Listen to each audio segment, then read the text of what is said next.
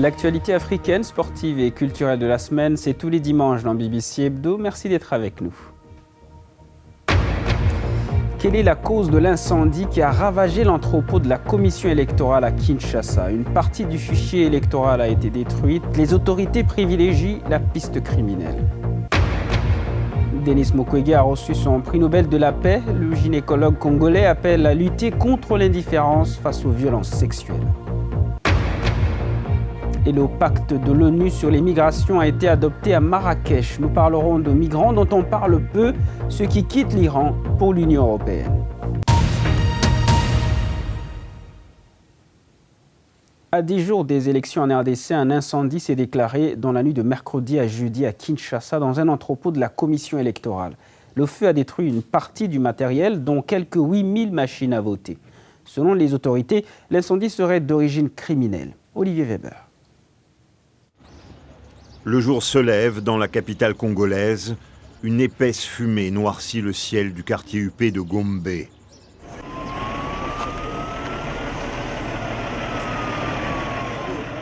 L'entrepôt de la CENI a été ravagé par les flammes. L'incendie serait d'origine criminelle, selon les autorités. Il s'est déclaré vers 2 heures du matin. Vers 1 ou 2 heures, on était hors de la maison et on a entendu un grand boom. Puis on a vu beaucoup de fumée. Parmi le matériel électoral détruit, quelques 8000 machines à voter, soit les 2/3 des 10 000 machines destinées à Kinshasa. Mais la CENI assure que le scrutin du 23 décembre aura bien lieu et que des machines seront ramenées d'autres parties du pays vers Kinshasa. La CENI s'emploie pour que ces élections se tiennent conformément à son calendrier. Cet incendie advient alors qu'on constate plusieurs manifestations des passions d'ordre politique suscitées par la perspective des scrutins du 23 décembre prochain. Les passions sont naturelles en politique, mais il faut les dompter pour mériter de la nation. Les machines à voter étaient devenues un des enjeux de l'élection. Une partie de l'opposition refuse l'utilisation de ces écrans tactiles qui doivent permettre aux électeurs de choisir leur candidat et d'imprimer leur bulletin de vote. Une enquête sur l'incendie a été ouverte par la police. L'opposition se demande à qui profite le crime, une question que se posent aussi certains Kinois. C'est époumonté, parce qu'il y avait des gardes. Pourquoi n'ont-ils pas appelé les pompiers tout de suite? C'est un moyen pour repousser les élections. L'incendie intervient alors que la tension monte en RDC à l'approche du scrutin. Plusieurs personnes ont été tuées ces derniers jours en marge des déplacements de candidats de l'opposition. Malgré l'incendie, la campagne électorale, elle bat son plein. Après 17 années au pouvoir, le président Joseph Kabila ne se représente pas cette fois-ci, mais il n'exclut rien pour l'avenir. Il a accordé une interview à la BBC à moins de 2 semaines du scrutin dans sa ferme de Kingakati, dans la banlieue de Kinshasa. L'interview a été menée en anglais car il n'a pas souhaité répondre en français. Luis Diwas lui a d'abord demandé s'il souhaitait garder de l'influence politique après l'élection. Nous n'excluons rien. Mais en tout cas, j'ai beaucoup de pain sur la planche, beaucoup de choses à faire. Poutine Medvedev, je ne sais pas de quoi vous parlez. À court terme, notre intention et notre ambition est d'organiser ces élections et de s'assurer qu'elles soient parfaites, sans problème majeur. C'est ça notre ambition principale pour l'instant. Monsieur le Président, il y a des affiches dans Kinshasa qui vous présentent comme le père de la démocratie. Mais en même temps, des manifestations ont été interdites et des opposants politiques emprisonnés. Que répondez-vous à ceux qui disent que votre régime est répressif?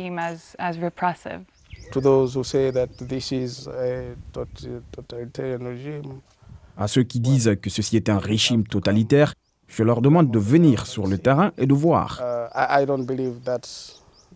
Je ne pense pas que ce soit une description exacte de la situation. Nous avons des élections. Les gens font campagne.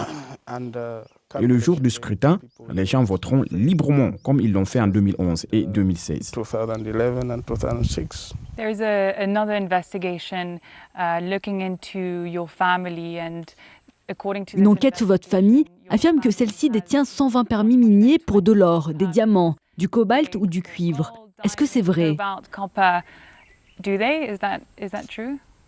Well, I probably believe that people who write those reports live Je pense que les gens qui écrivent ça vivent sur une autre planète.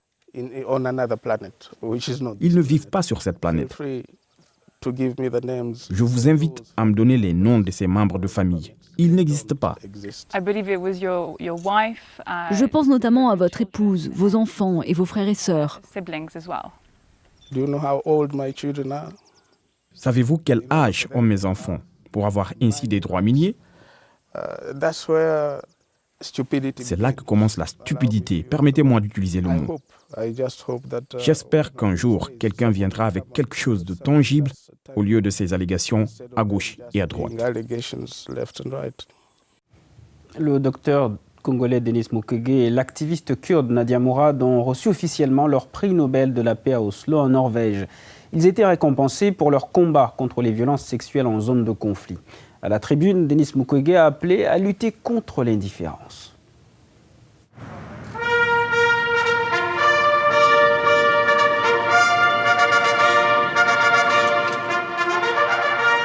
Un moment solennel. Les lauréats du prix Nobel de la paix 2018 pénètrent dans l'hôtel de ville d'Oslo. Ils sont deux, l'activiste irakienne yazidi Nadia Mourad et le gynécologue congolais Denis Mukwege. Dans l'assemblée, le roi et la reine de Norvège et plusieurs centaines d'invités. Les jurés du prix Nobel de la paix ont récompensé le combat contre les violences faites aux femmes. Nadia Mourad, 25 ans, ex-esclave sexuelle des djihadistes du groupe État islamique, est devenue porte-parole de la communauté yazidi. Denis Mukwege travaille quant à lui depuis plus de 20 ans avec les victimes de violences sexuelles dans l'est de la RDC. C'est au nom du peuple congolais que j'accepte le prix Nobel de la paix. Pour les deux lauréats, ce prix Nobel n'est que la suite d'un combat contre l'indifférence. Et agir, c'est un choix. C'est un choix d'arrêter ou non la violence à l'égard des femmes. Agir, c'est tout simplement refuser l'indifférence. S'il faut faire la guerre, c'est la guerre contre l'indifférence qui ronge nos sociétés aujourd'hui. Il y a 20 ans, le docteur Mukwege créait l'hôpital de Panzi à Bukavu. C'est là qu'il a soigné d'innombrables victimes de violences sexuelles, héritant du surnom de l'homme qui répare les femmes. En 2012, il avait échappé de peu à un attentat. Depuis, il travaille sous la protection permanente des soldats de la MONUSCO. Avec Denis Mukwege, les jurés du Nobel récompensent aussi une des voix les plus sévères envers le régime du président Joseph Kabila. Au travail, peuple congolais, bâtissons un État où le gouvernement est au service de sa population. Un État de droit.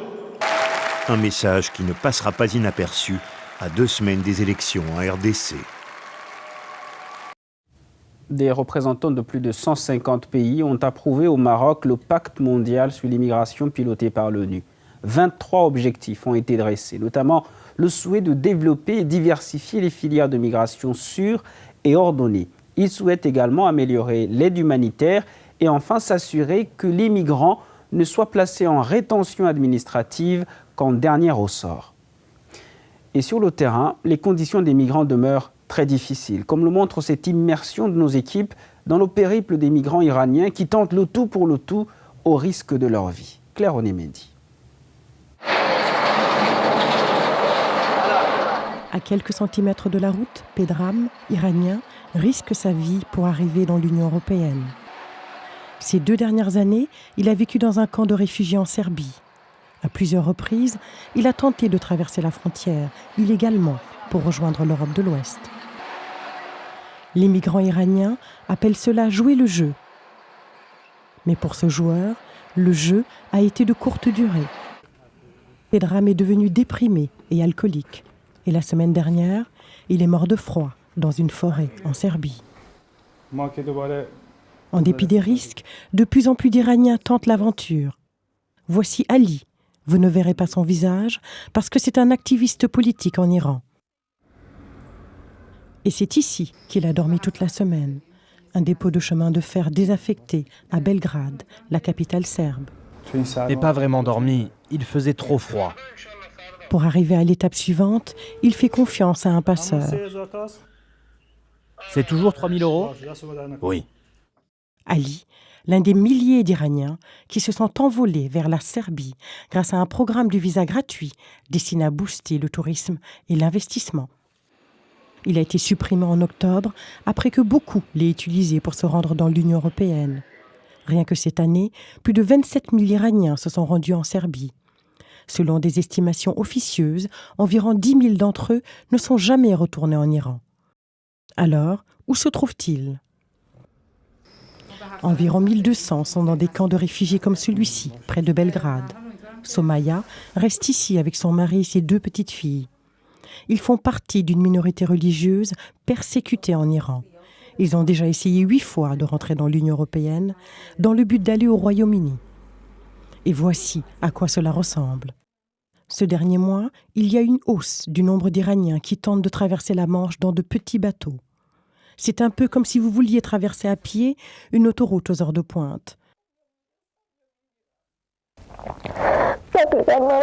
Chaque fois que je joue, je me dis que je préfère être libre ou bien mourir. C'est mieux que de rester dans cette cage. La Serbie n'est qu'une étape, car pour beaucoup, l'objectif est d'atteindre l'Europe de l'Ouest. Mais pour passer à autre chose, d'autres, comme elle, prendront encore plus de risques. Les dirigeants de l'UE se sont réunis cette semaine à Bruxelles pour un sommet spécial en compagnie de la première ministre britannique Theresa May. Après avoir survécu à un vote de défiance au sein de son propre parti cette semaine, elle a essayé d'obtenir des concessions supplémentaires sur l'accord de retrait du Royaume-Uni de l'UE. En vain, car les chefs d'État et de gouvernement européens ont exclu toute renégociation de l'accord et les risques d'une sortie chaotique augmentent donc de jour en jour. Pierre-Antoine Denis. Ils manifestent ici depuis des mois, qu'ils soient pour ou contre le Brexit. Alors à première vue, ils sont peut-être fous, mais ils ont aussi raison de penser que le Brexit est bien le plus gros problème auquel la Grande-Bretagne est confrontée depuis des décennies. Au point même que Theresa May aurait pu hier soir passer sa dernière nuit au 10 Downing Street. Forte de sa sortie victorieuse lors de la motion de défiance hier soir, la Première ministre est tout de même confrontée à un Parlement encore profondément divisé, car les pro-Brexit dans l'Assemblée croient grandement que l'accord actuel pourrait laisser le Royaume-Uni sans véritable indépendance de l'Union européenne. Certains de ses détracteurs faisaient partie intégrante du cabinet ministériel. Depuis que ces images ont été filmées, 2 d'entre eux ont claqué la porte. Liam Fox, bien que toujours en poste, pense qu'une sortie sans accord est à prévoir. C'est très difficile d'appuyer l'accord si nous n'obtenons pas de changement. Je ne suis même pas sûr que le cabinet sera d'accord pour qu'elle soit soumise aux députés. Plus que jamais, le soutien de ses ministres est crucial pour Theresa May. Et l'idée est claire, même pour Amber Rudd, pourtant partisante de l'anti-Brexit. Je pense que sortir sans accord serait si mauvais pour le pays que le Parlement l'arrêtera. Mais pour l'heure, rien ne laisse à penser que les dirigeants européens s'accordent à offrir de nouveaux termes que ceux déjà signés. Hier, à Berlin, la chancelière allemande Angela Merkel s'est exprimée très clairement. Nous n'avons pas l'intention de changer l'accord de sortie. Le calendrier du Brexit est serré après le sommet européen qui a lieu aujourd'hui à Bruxelles. Elle a jusqu'au 21 janvier pour améliorer son accord, jour du vote différé au Parlement britannique. Si elle est défaite, elle devra revenir à Bruxelles et repartir de zéro, tout en sachant que le 29 mars, à 23 h, le Royaume-Uni est censé quitter l'UE, avec ou sans accord. Continuez de vivre l'information sur notre site internet. L'actualité africaine internationale à vivre donc est disponible sur PC et sur téléphone portable sur bbcafrique.com. C'est la fin de ce journal. Merci à tous de l'avoir suivi au Sénégal sur Dunia TV, où que vous soyez. Bonne soirée à tous.